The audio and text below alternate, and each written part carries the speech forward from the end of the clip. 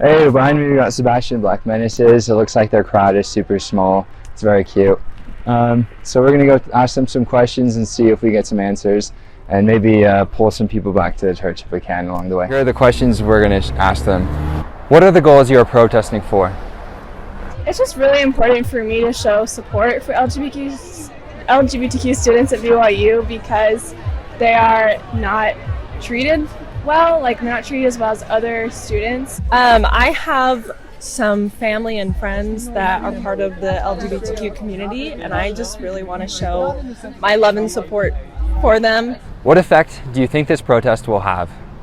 What I really hope for is that we grab attention for BYU, that we show that we're able and that we're willing to go through all of this effort to speak to them and say that we're hurting. Well, I really hope that an event like this raises, awareness for, the fact that queer students really struggle out here. They should have the same basic rights that we do as straight students, be able to date and things like that.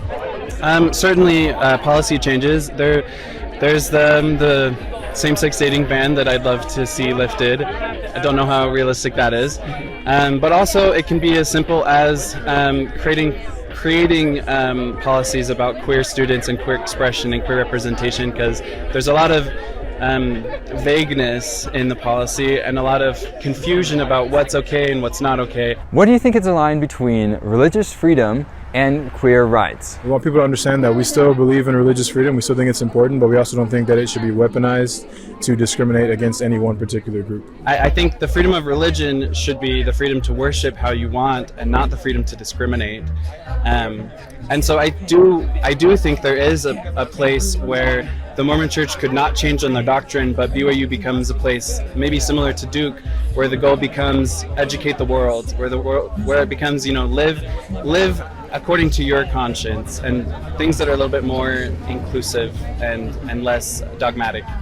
One of the main goals of this protest is to get rid of BYU's religious exemptions and religious exemptions at many institutions across the nation. Do you agree that BYU should lose religious exemptions? I guess I haven't. Let's see. Let me think for a second.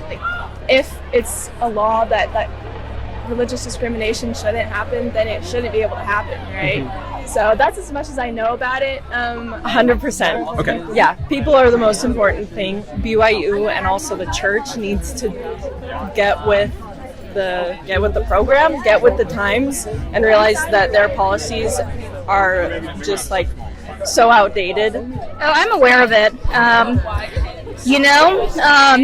don't think I would feel super comfortable giving a lot of commentary on whether I support that or not.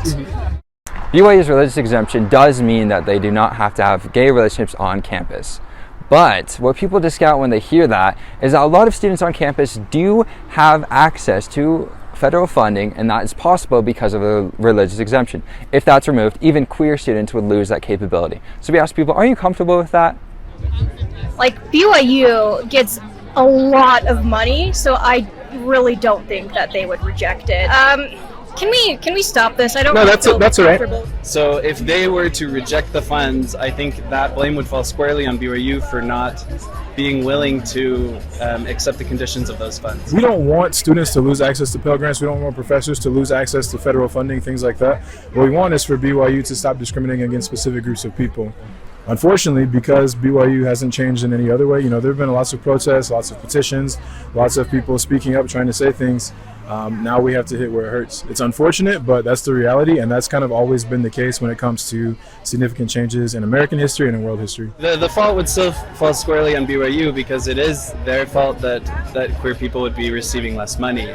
And we shouldn't blame the victims in this case. I didn't know that was a thing. That's all right. I obviously wouldn't want students or professors to lose funding, but I also believe that LGBTQ students shouldn't be discriminated against. Mm-hmm. Does this information make you rethink your position?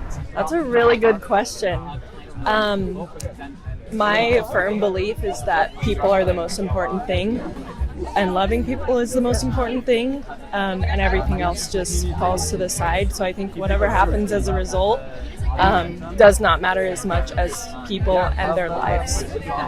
Thank you for watching. I hope you enjoyed and you saw some weird perspectives from my take anyways. And you can definitely look and see any videos from BYU Unique on our YouTube channel, our Instagram, our Facebook, our TikTok. We have all the channels. Go check them out.